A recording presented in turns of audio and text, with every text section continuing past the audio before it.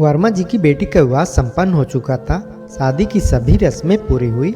बेटी की विदाई की घड़ी आ गई तो बेटी पिता से लिपट कर खूब रोई।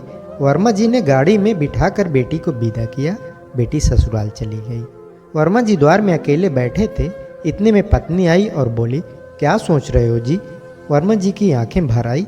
वो बोले, घर में देखो कहीं बेटी का कोई सामान छूट तो नहीं गया। पत्नी बोली, नहीं जी, मैं देख चुकी हूँ, कुछ भी नहीं छूटा। वर्मा जी बोले, बहुत कुछ छूट गया है पगली, तुमने ठीक से देखा नहीं। पत्नी हैरान हो गई और बोली, हे राम, क्या छूट गया है?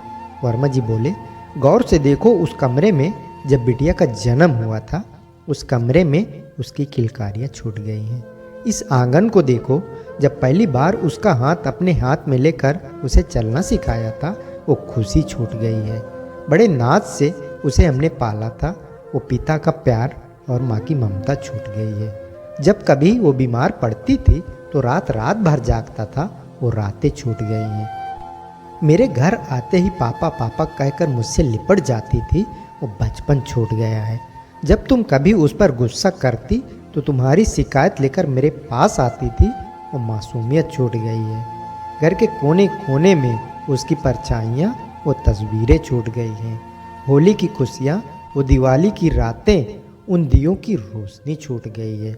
जीवन भर न छूटने वाली गुड़िया की यादें छूट गई हैं। आज उसका सब कुछ यहाँ रह गया, पर बेटी विदा हो गई है। बाप बेटी की ये कहानी सच में बहुत कुछ सिखाती है। बेटी माँ बाप की यादों से और जीवन से न कभी पराई हुई है और न कभी विदा। दोस्तों, कहानी कैसी लगी कमेंट करके ज़रूर बताइएगा। कहानी पसंद आई तो वीडियो को लाइक, शेयर और चैनल को सब्सक्राइब करें। वीडियो को एंड तक देखने के लिए धन्यवाद।